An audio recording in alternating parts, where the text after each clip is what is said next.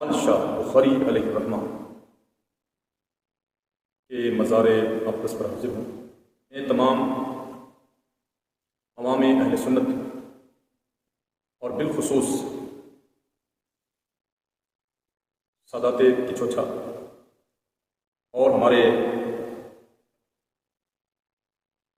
مشائخ اکرام حضور شیخ الاسلام و مسلمین حضرت علامہ سید مدنی میاں صاحب قبلہ اور حضور غازی ملت ہاشمی میاں صاحب قبلہ اشرفی الجیلانی اور سید حسین اشرف صاحب اشرفی الجیلانی سجادہ نشین مخدوم اشرف سمنانی، حضرت مولانا سید محی الدین اشرف اشرفی الجیلانی سجادہ نشین مخدوم اشرف سمنانی، اور فخر المشائخ حضرت علامہ سید فخر الدین اشرف اشرفی الجیلانی، معین المشائخ حضرت علامہ سید معین الدین اشرف اشرفی الجیلانی سجادہ نشین آستانہ مخدوم سمنا رضی اللہ تعالیٰ عنہ، اور تمام مشائخ سے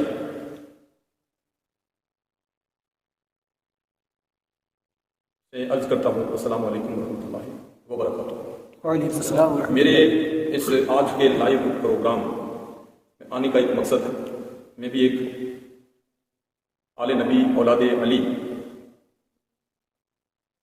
سیدنا امام علی مقام امام حسین رضی اللہ تعالیٰ عنہ کی اولاد سے حسینی ہوں.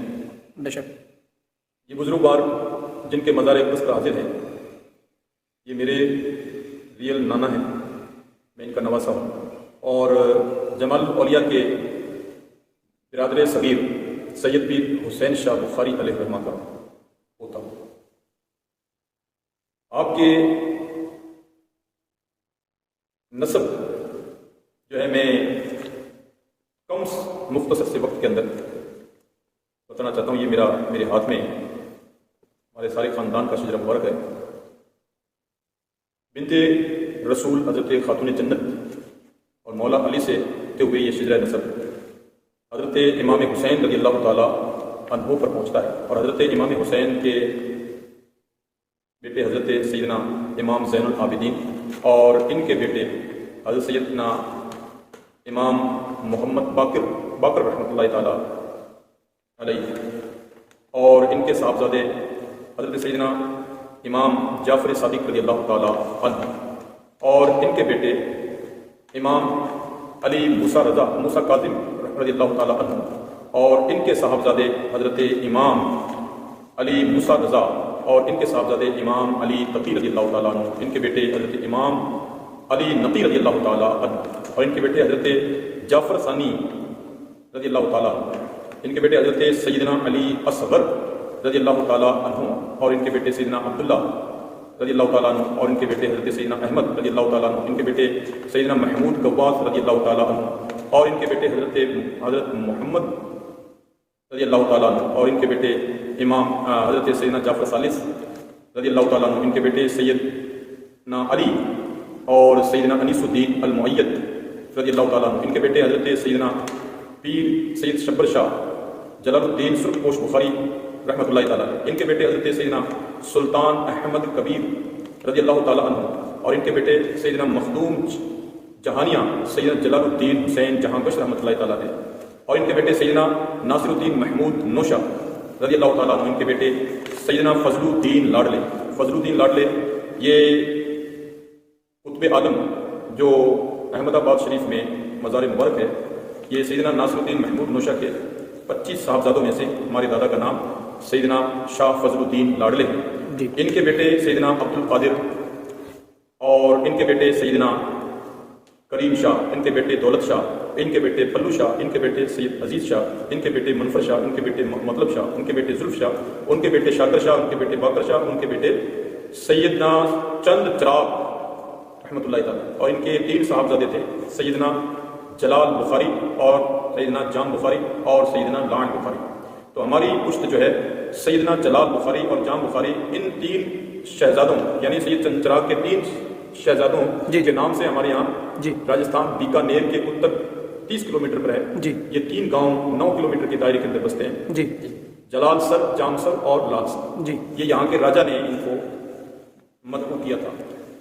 اور یہ جلال سر کی سرزمین پر آنے کے بعد جو سدرہ نسب میرے پاس ہے وہ قلم سے لکھا ہوا ہے، جمع کیا ہوا ہے سارے خاندان کا شجرا. یہ شجرا مبارک آپ تھوڑا دکھائیں گے ہم سب کو؟ جی جی بالکل. یہ کچھ شریف سے جی نقل نکلوا کے لائی گئی ہے جی اور آج بھی پورے خاندان کا شجرا وہاں موجود ہے. حضرت علی رضی اللہ تعالیٰ عنہ، جی آگے آپ کے حضرت امام حسین اور امام حسین سے زین العابدین. پورا سلسلہ نسب میں نے ایک ایک نام کر کے آپ کو. جی بہت بہت شکریہ ماشاء اللہ آپ کا. اور سید جلال بخاری رحمۃ اللہ تعالیٰ علیہ کے 2 صاحبزادے سید فتح شاہ اور عنایت شاہ. ہم سید فتح شاہ کی اولاد سے. جی فتح شاہ کے بیٹے کا نام سید عبد الشاہ، ان کے بیٹے کا نام پدم شاہ، ان کے بیٹے کا نام مالو شاہ، ان کے بیٹے کا نام نورنگ شاہ اور ان کے بیٹے کا نام نکو شاہ. نیک محمد نام تھا، نکو شاہ بولتے تھے. جی ان کے بیٹے کا نام سید جمال شاہ بخاری.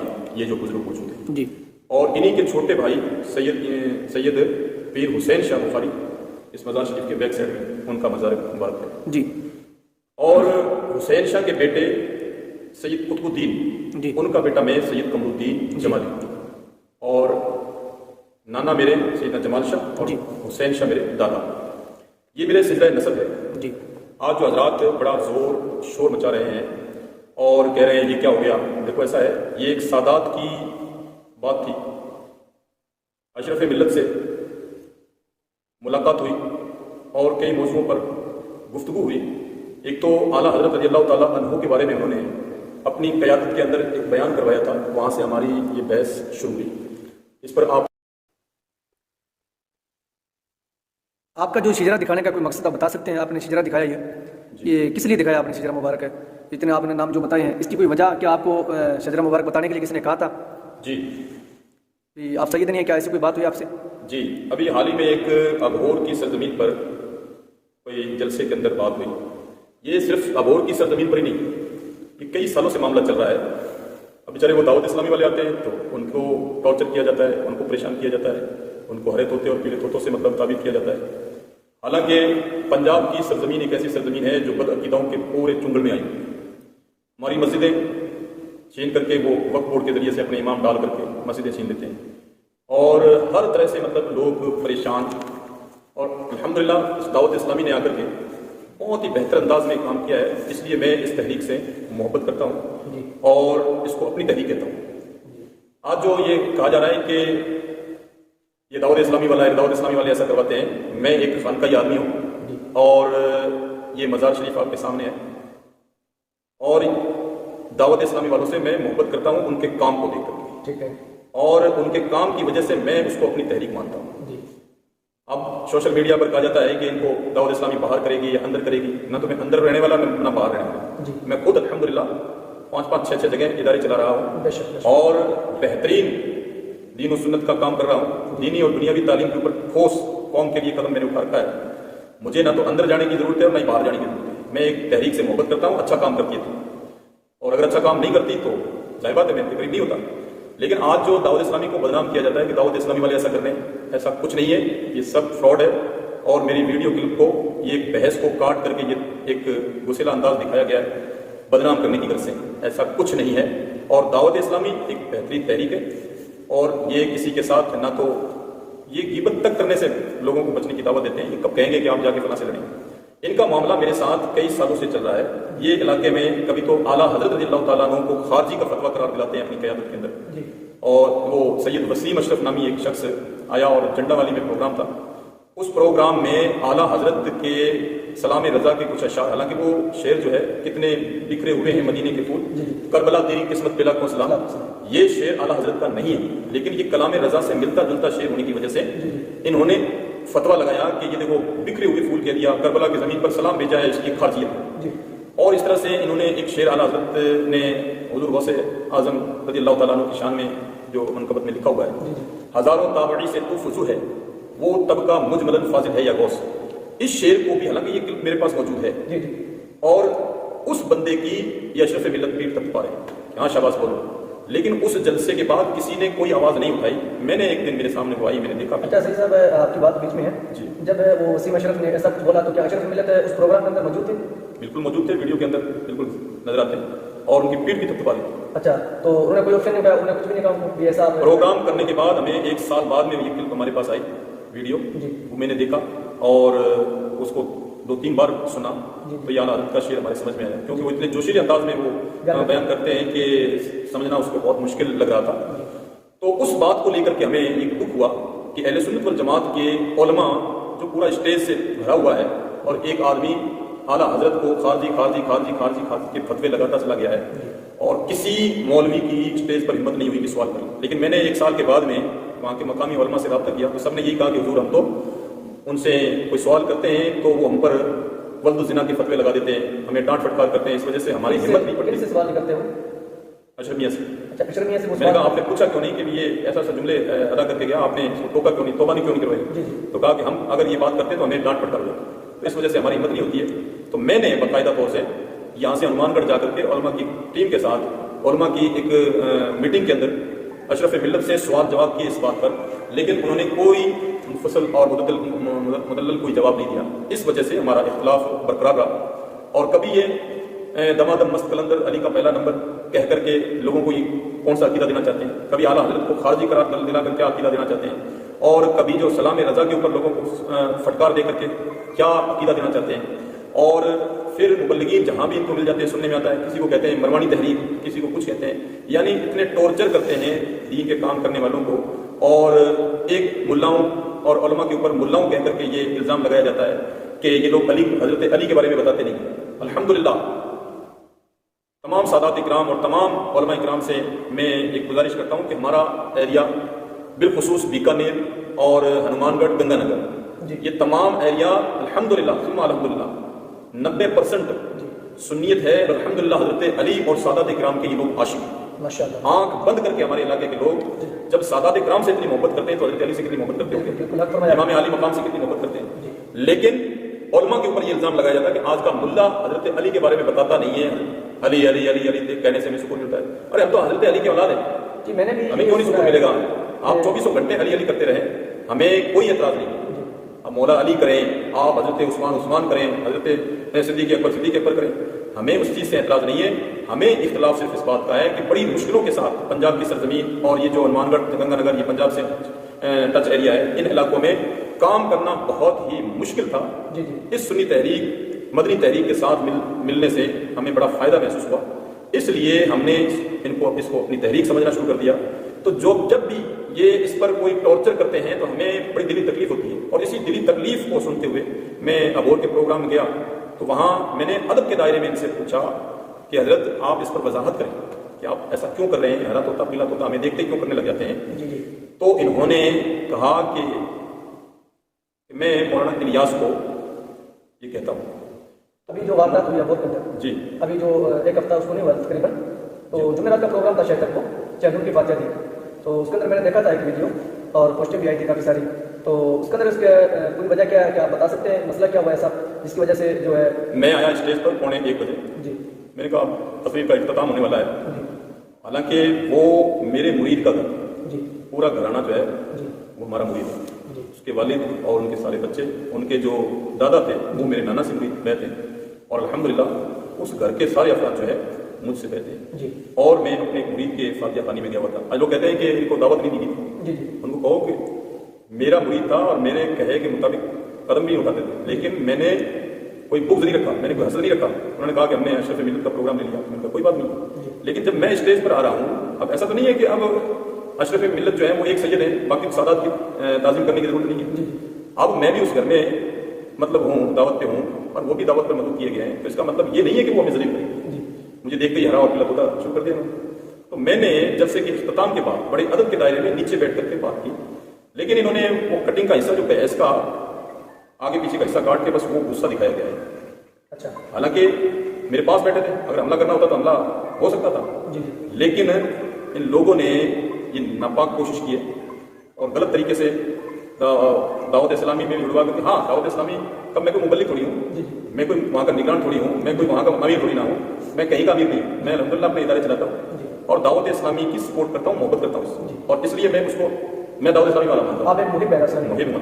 ठीक है, किसी भी शोबे पर आप काम नहीं कर रहे इस्लामी में? नहीं, मैं अपने इदारे चलाता हूँ, दारुल जमालिया रज़विया और दारुल जमालिया रज़विया लिलबनान और दारुल गरीब नवाज फाजिल का पंजाब और दारुल मदरसा गुलशन मदीना सरदारगढ़, मदरसा गुलशन मदीना मोतीगढ़ और आपके बीकानेर की सरजमीन पर 4 बीघे जमीन मैंने ले रखी है जामिया चिश्तिया इंग्लिश एकेडमी के लिए।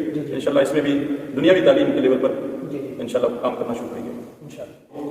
जी, एक ये बात भी हमारे सामने आई थी कि जो है जब अशरफ मियाँ ऐसा कुछ करते हैं तो क्या आपने जो है किसी दूसरे उलमा को बताया, तो किसी उलमा ने आपके सामने कोई ऑप्शन में कोई बात किसी रखी, या मैंने सुना कि आपने इसके प्रोग्राम मीटिंग रखी आपने कोई समझाने की? हाँ, दारुल इस्लामी अनफिया के अंदर मीटिंग रखी और सारे उलमा इलाके के मौजूद थे, उसके अंदर सारी बातें रखी गई थी, लेकिन उस पर कोई तफसीली जवाब नहीं दिया गया।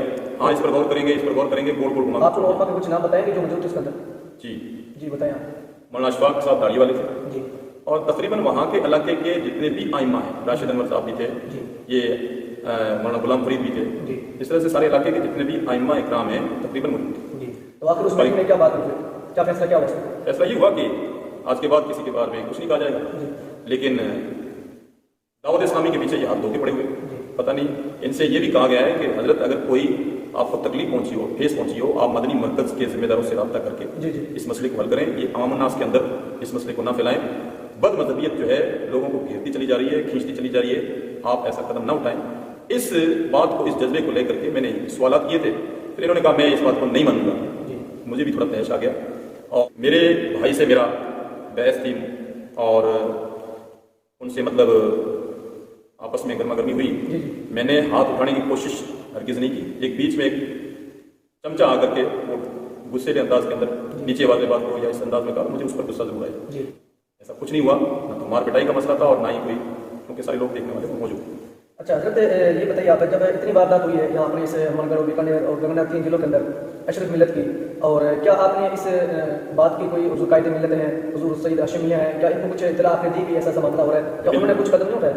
नहीं, हाशिम मियां साहब गाजी मिलत भी तशरीफ लाए, ताजुल उलमा भी तशरीफ लाए, लेकिन उनके तो आने पर इन्होंने पुलिस केस करवा दिया था, उनकी तो कोरोना जांच करवा दी। अच्छा, हुजूर ताजुल उलमा पर भी? ताजुल उलमा की भी कोरोना जांच करवा दी गई थी इनके चेलों ने। अच्छा, कि इनको गुड़िया गांव के अंदर नहीं दाखिल होने देना है, खुंजा में जलसा नहीं करने देना है, डबली में जलसा नहीं करने देना है। तो इस तरह से ये लोग उलमा के, अगर खानदानी की वजह से अगर कोई ऐसा वो होता तो हम ताजुल उलमा के प्रोग्राम क्यों लेते, सईद हाशिम मियां साहब के प्रोग्राम क्यों लेते। लेकिन हमें खानदानी की चोचा से हमें तकलीफ नहीं है, तकलीफ जिस आदमी से है, मैंने बयान की, अशरफ मियां हमारे कामों को आते हैं खत्म करके चले जाते हैं। तो मैंने दावत इस्लामी की सपोर्ट में बुलाया कि उनको ये परेशान करते रहते हैं। महमूद मियां साहब को कहा इनको समझाइए, उन्होंने कहा कि आप जो करते हैं उसे आप कहिए। इनसे भी बात की तो इन्होंने कोई मतलब वो जवाब नहीं दिया, लेकिन वो ये अपनी जबान पर आज भी कायम है और इस स्टेज पर यही बात कही उन्होंने कि मैं कहूँगा, मैं ऐसा ही करूँगा, तो हमें आपस में गर्मा गर्मी हुई। अच्छा, तो अब आप क्या कहना चाहते हैं इस बारे में? अब कुछ आपके पास? मैं ये कहना चाहता हूँ कि हमारा कोई इख्लाफ नहीं है, बराए मेहरबानी हमारे इलाके के अंदर यूपी से आकर के ये इंतशार पैदा ना करें कौम के अंदर कि मतलब आला हजरत के बारे में या बुजुर्गान दीन के बारे में या तहरीक के बारे में। अरे एक ही तो, और आपके पास कौन सा रास्ता है कि आप बदअकीदाओं का मुकाबला कर सकते हैं या अपनी कौम को बचा सकते हैं? मैं बताऊं कि ये मौलाना रमजान जो है, जो स्टेज के ऊपर आज आता, इसने शुरू में एक बार मुझे कहा फ़ोन करके कि हजरत हुजूर अशरफ मिल्लत का एक घराना मुरीद है और उसका एक बच्चा जमात में जाने की तैयारी कर ली और उसने जिद कर रखी है कि मैं दीन सीख के आऊँ। तो मैंने इनको कहा कि मेरे पास भेजें, दावत इस्लामी के तरबियती एहतिकाफ में उसको भेजते हैं, इंशाल्लाह दीन की बातें सीखेगा, दीन सीखेगा। तो 1 महीने का नागौर शरीफ में उसको एहतिकाफ करवाया, उसमें काफ़ी उसका ज़हन बना। फिर कारी जान उमर साहब के साथ 63 दिन के मदनी कोर्स के अंदर वो जाके आया, अल्हम्दुलिल्लाह दावत इस्लामी का मुबल्लिग हो गया। माशाअल्लाह, सुभान अल्लाह। तो दावत इस्लामी ऐसा नहीं है कि वो अत्तारियों को बचाती हो, कादरियों को बचाती हो और अशरफियों को न बचाती हो। अल्हम्दुलिल्लाह तमाम पीरान निज़ाम के मुरीदों की पहरेदारी दे रही है दावत इस्लामी। दावत इस्लामी को आप दहशतगर्द तंजीम से जोड़ रहे हैं, ये बुक्स अगर निकाल दें दीन और सुन्नत का काम बड़ा फरोग चल सकता है। ये दावत इस्लामी इंडिया है, ना कि पाकिस्तान। अभी कुछ पोस्टें आ रही हैं और कुछ देख रहा हूँ मैं कि आपको जो है दावत इस्लामी से जोड़कर जो है एक गुंडागर्दगी और मुबल्लिग जो है गुंडागर्दी कर रहा है दावत इस्लामी का कुछ। मैं मुबल्लिग अव्वल तो हूँ ही नहीं, मैं तो एक मौलवी हूँ, सैयद ज़ादा हूँ जो मेरे से खिदमत बन पा रही है जी उलमा की या दावत इस्लामी की मदद करता हूँ, दावत इस्लामी की मदद करता हूँ, जी जो अच्छे काम करते हैं उनकी मदद करता हूँ। जी। बस यही मेरा दिन रात का काम है। तो अब आप जो है जो आपको देख रहे हैं सोशल मीडिया पर इस चैनल पर, तो इनको क्या मैसेज देना चाहेंगे आप, आखिरी बात क्या कहना चाहेंगे आप? मैं इनसे यही कहूँगा कि मेरा तो ख़ानदान की छोछा से कोई वो मसला नहीं है। अशरफ मिल्लत से मेरी बात थी कि वो हमारे इलाके में ऐसा कुछ ना करे जिससे कौम के अंदर इंतशार और इख्तलाफ पैदा हो और ज़िम्मेदारों को, मुबल्लिगीन को, उलमा को, आइम्मा को काम करने में तकलीफ पैदा हो। आला हजरत के बारे में मुझे बहुत दिली तकलीफ है। मैं इनसे मोहब्बत करता था, मैं इनका तालिब था। आला हजरत को खारजी करार दिया, उस दिन से मैंने इनसे नाता तोड़ दिया। लेकिन बराए मेहरबानी अगर ये इस बात पर गौर कर लेंगे, रुक जाएंगे, ऐसा नहीं करेंगे तो बिल्कुल हमारे सरों के ताज रहेंगे। हम इनका अदब जैसे करते थे वैसे करेंगे और हमारे दीन के काम में या कौम के काम में दावत इस्लामी क्या है? दावत इस्लामी वो तहरीक है कि जो बिगड़े हुए, जिन माँ वालिदैन ने बड़ी मुश्किलों से बच्चों की परवरिश करके उसको जवानी की दहलीज तक पहुंचाया और वो बुरे लोगों की सोहबत में जाकर के नशे के आदी हो गए, वो घर वालों के बुढ़ापे का सहारा बनने के बजाय वो अजाब बन के रह गए। तो अल्हम्दुलिल्लाह दावत इस्लामी के मदनी काफिलों में कुछ दिन के लिए जाते हैं और वो नशे से तौबा कर लेते हैं अल्हम्दुलिल्लाह।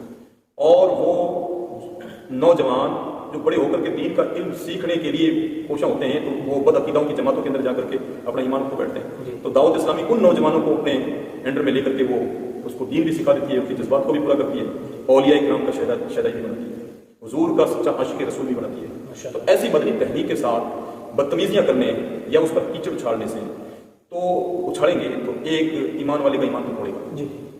इस चीज़ से ये बाज आ जाए तो हमारा कोई इख्तलाफ नहीं, और अगर इस चीज़ से बाज ना आए तो इख्तलाफ होते रहते हैं। दो भाइयों में सगे भाई होते हैं, उनमें भी गर्मा गर्मी हो जाती है। क्या इसमें हम दहशतगर्द हो गए? हमने कोई तोप और बंदूक का इस्तेमाल तो नहीं किया, ज़बानी थी। उन्होंने कहा मैं नहीं मानूंगा, मैंने कहा कैसे नहीं मानूंगी, मानना पड़ेगा, मैं अपने भाई को कैसे नहीं दबा सकता। अच्छा, तो हजरत जो आप कह रहे हैं कि आप दहशतगर्द या गुंडागर्दी करते हैं, आप ऐसा है तो ये बद लगाम लोग हैं और ये एक सैयद की ताज़ीम, एक की तो मदद करने की कोशिश करते हैं, दूसरे की तौहीन करके अपनी आखिरत को बर्बाद करते हैं। अल्लाह अकबर। तमाम सादात इकराम जो सैयद नस्ब से सैयद हैं, आला हज़रत रज़ी अल्लाह तआला अन्हु और उलमा इकराम का ये फतवा है कि उनकी ताज़ीम वाजिब है, चाहे वो बाशरा भी ना हो, नमाजी भी ना हो, तो भी ताज़ीम वाजिब करार दी गई है।